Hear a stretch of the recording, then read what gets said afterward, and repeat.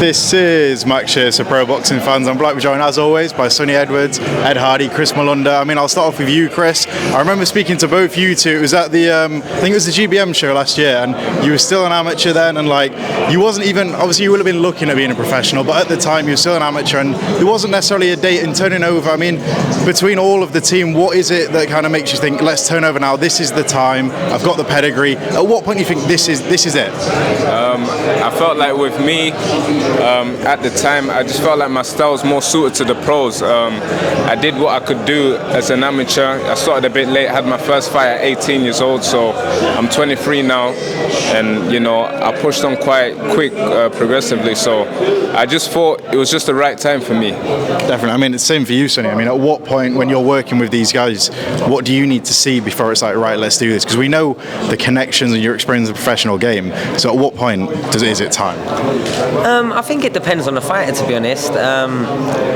Chris, I'm not going to say disillusioned, but he had a lot more eyes on the professional game than the amateurs. And look, you got him just off camera behind you. When you're sharing the gym and training alongside people fighting for world titles in America, it's very, very hard to keep turning up to the small venues and be as excited. And you know, it's great for the experience, but you know, the professional boxing's your proper career. And Chris was always ahead of where he should have been in terms of when he'd had a handful of fights. He was sparring Dalton, he was sparring Junaid, he was sparring the good lads in the gym, holding his own and getting invited back. That's what kind of brought Chris really to the Steel City Gym properly. He was in there with Junaid, and then he was a good fighter, so yeah, he's gone strength to strength. And if you turn him over earlier and younger, you get them couple of years of, you know, really actually building and maturing and going through the rounds at a nice steady pace and the level of opposition at a nice rate. What you don't want to do with a young talented fighter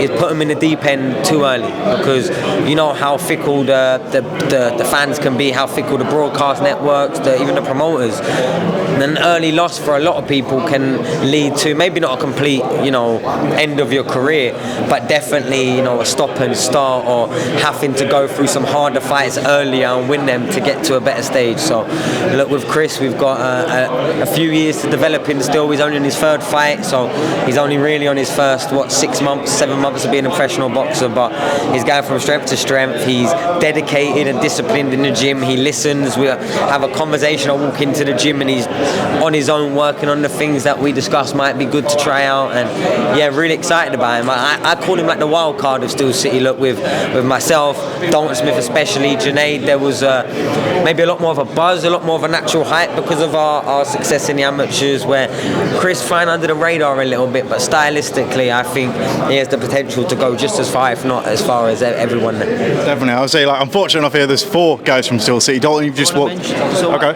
When I first knew Chris was good, I was, can't remember what fight we was training for. Chris was just amateur at the time.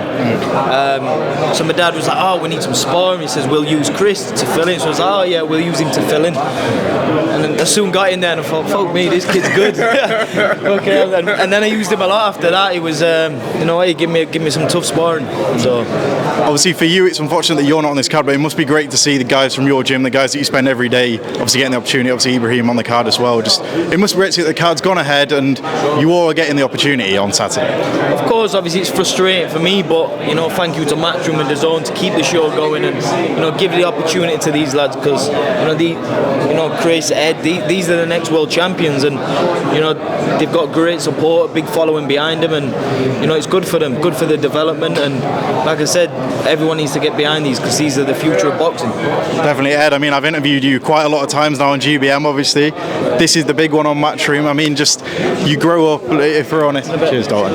Obviously you grow up, you're looking at the big promotions, and now you get your Matchroom opportunity. Just, how do you keep the nerves intact? Like I said, this isn't your first fight, but the first one on Matchroom. Just, how are you feeling ahead of Saturday? Yeah, I'm feeling excited more than nervous. Just ready. I've done a bit of the fight week stuff with GBM and things, so we've done the press conference and things. But I mean, it's Matchroom now. It's the top dogs, and yeah, I'm excited for it. Just taking it all in as we go along.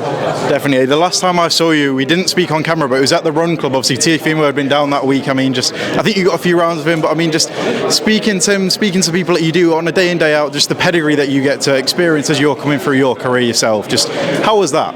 Yeah, he's great. Like, just speaking to him, to Dalton, Sonny, they've been there and done it. They've proved that they were the best and are the best, and just that experience, well, they've done it and they were right. So keep listening to them. We can't be far off that direction. Definitely, Sonny. Just same one for you. It must be great seeing like someone with a pedigree of Teofimo Lopez coming and hanging with your guys. It must be great. Yeah, it was a little surprise. I didn't expect to see him there. I was heading down the gym to do my session. Me and Dalton were speaking. Actually, my son was just playing at Sheffield Wednesday a day or two later, and Dalton was coming down, and then he was like, Teofimo's in the gym. I was like, I'm on the way anyway. But yeah, his energy, he gave time to absolutely everyone in the gym. When he came to the 5K, Dalton's Run Club on the Wednesday as well, he made a big fuss of everyone. We got everyone involved. We was in a circle doing a little bit of shadow boxing and that, and just that sort of confidence. And that's usually how you can tell a good fighter, when they're walking really, really comfortable in their skin. They don't mind putting themselves out there, speaking to people, having a conversation, and giving a bit of advice. And yeah, the whole Still City was buzzing really that Teofimo came down, and yeah, he definitely left a little impression for sure. And we'll all be rooting for him as long as he's not in the ring against Dalton, because that's what one fight they was talking about when he was over. I was like, you and Dalton can fight, and they're both world level fighters. So any other fight but that, we'll be rooting for him. But yeah, man, it was definitely good, and especially for the likes of Chris, the likes of Ed, the younger fighters in the gym, like seeing someone in the flesh in your own gym doing a training session, training with your coach. And he's been in massive fights. He's been undisputed world champion. It doesn't really get no better than that. But it makes it, like Ed just say, it makes it seem so close. And the reality is, we've all got two arms, we've got two legs. It depends how much effort we put in, how we apply our mind, and then what we do when we get in the ring.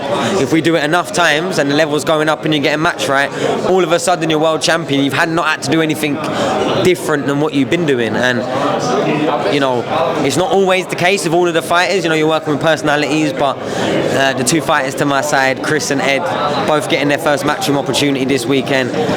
If every fighter prepared like them, trained like them, was disciplined, listened like them, had their own confidence and their own voice as well, but understanding that a team effort all pushing in the same direction will go a lot further than 4 or 5 people pulling different ways trying to get what's best for them. Now, anytime I'm involved in anyone's career, anyone's corner, all I want is the best for them to go the furthest. And sometimes that love is shown in, we won't take this fight just yet. And it's boring for the fans to hear.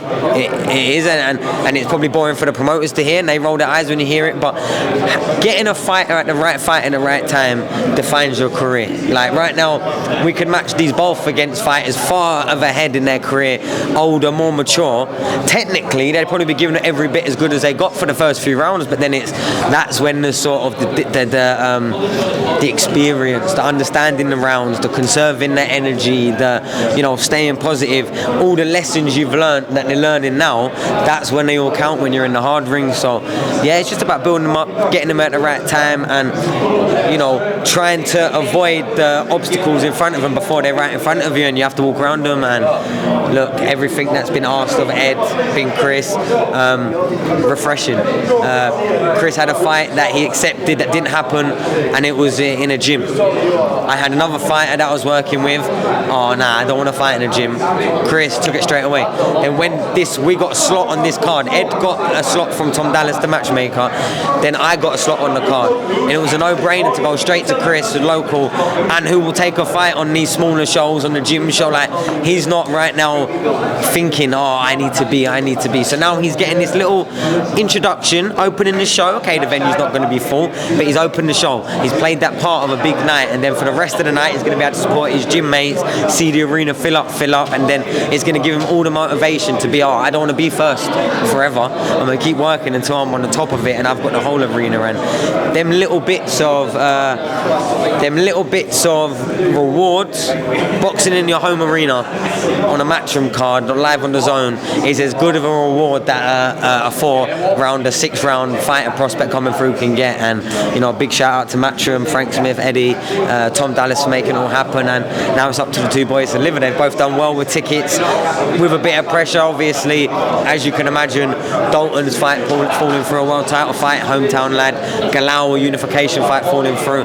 It did drum the tickets a little bit, but that was affected the whole card, the whole cross the board. But their deals did fantastic with the numbers, and we're looking at getting them out here now.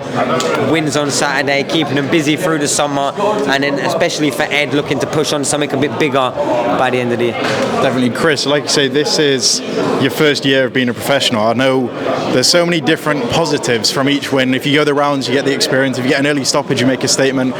If you had to pick today, how would the dream Saturday night be? Would it be get it done early or get the experience in the rounds? I feel like both, to be honest. Show a bit of skill, show what I'm about, and then end as early as I can. But yeah, definitely that would be the dream, to get a nice knockout for the Raw. I feel like that's every boxer's dream on these type of shows. But yeah, I feel like showing what I can do as well is just as important. Definitely. Sonny, I remember an interview that we did in Dubai. It was boxing, we know, is the Wild West, and it was a bit of a crazy week. You had the IBA show, you had Jake Paul, Anthony Joshua, and a big Misfit show, and we spoke for half an hour about just your fighters. You was talking so passionate about your fighters. I mean, there's so many different levels. One person that continues to kind of break the internet a bit is Giorgio Visioli. I mean, just on him, we saw the 2-second sparring clip. Just, is there anything going to happen next with Kermel, do you think, or do you think it's just talk on their side? What do you think of the whole situation? Eddie Hearn's reached out, tried to make the fight. Anto, Giorgio's main manager, reached out trying to make the fight. They're not interested. They're not interested. They're smoke and mirrors. They're pretending like they are. Every time Giorgio fights, he's jumping up on the social saying he'll beat him and that, but they don't want to have a conversation. They don't want to see where it's. We was looking at when Pacquiao Mayweather was looking like they was fighting again. We'll chuck it on there. The old guard, then the new guard fighting on the same card in front of the world, and no response, dead silence, and I think Giorgio's just getting a little bit impatient. We've done a good job at holding the fights back a little bit at the right time, just slowly increasing it, just to get a bit more mature, a bit more. But Eddie's been pushing since his about 4th, 5th fight for bigger fights. Giorgio at around the same time, but he trusted the team enough to know a lot of fighters go in too early. We look at young Cameron Vong. We're showing all the promise in the world. I told everyone in his team not to take that Gavin Gwynn fight the day it was made. He took it, robbed him bad the first time, let's be real. Had the rematch, drew, probably should have just got beat again. But now he's retired. Because what happens is you chuck him in too deep in, it all becomes really serious. And boxing's a very, very hard sport. It's not having a kick about, it's not hitting a ball over a net, it's having a fight. And there's some fights that take a little bit of you leave it in the ring and you never get it back. And you do it too early, when you're meant to be the star, meant to be the prospect, meant to be easy, then it makes you not even want to find out what it's going to be like all the way to the top. And it's just about steering them the right way. Giorgio now is ready. He's headlined, he's chief supported a couple of times, he's done 10 rounds a couple of times, looked great for the round. So now the safety can peel off a little bit, and he's desperately trying and wanting he wants the Kermel fight ideally, because it would be the biggest exposure, it would move the needle the most. But there was a great fight between Hatim and Doherty a few weeks ago, and he's got his eyes firmly fixed on. He's got the English title now. He wants the British title, so that looks like a fight that could and probably will get made